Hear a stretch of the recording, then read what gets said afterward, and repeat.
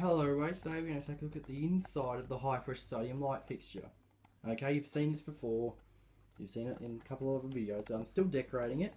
Of course I've got to get some more metallics that have run out, because they ran out, so we're going to take a look inside. I've already taken the screws off, so we've got to take this plate off. To get the plate off, you pull on it, like that, and there we go. Okay, so this is the inside. We have right here we have the igniter or starter. You got the wires, you got the connection to the switch there, these two wires connecting to the switch. So every time you flick that, that turns the igniter on, which starts the bulb. We have the 400 watt ballast or transformer, or choke, whatever you want to call it. A lot of people do call it ballast or a choke. It does say choke written on there, but it's actually a ballast. This is a 240 volt 50 hertz high pressure sodium 400 watt ballast, and that's it there. It sits into position. HPS lamp, 400 watt. It was manufactured right here in Australia. The terminal block to connect to it.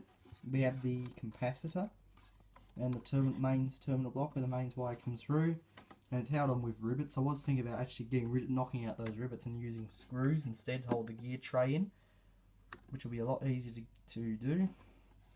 So, and this lamp can also hold a mercury vapor metal halide control gear, which is mounted on the same tray as this. This one can slide out. You have to get a drill to drill out the rivets, slide this out, put a mercury vapor in, screw it back in, and away you go. And you have another terminal block here which applies power to the bulb. I'll say bulb. Okay, so that's the inside. And there's the bulb again. I do have a clear bulb, but I have it put away in a box. I'll have to get it out and show a different video on that. And of course you have the extension feed, of course.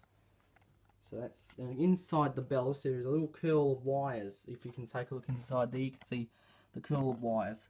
That is what that does. That it regulates the flow of electricity going into the arc tube inside the bulb.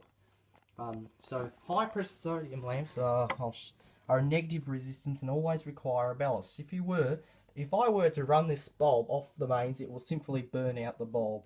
Even though it's a new bulb, it will burn it out straight away. That's why this is here, to stop that from happening. So it's a big ballast, this one. It's a really big one. Opposed to fluorescent ballasts, it's big. And it's probably very heavy too. That's why the light fixture is so heavy. So just imagine a mercury vapor version of this.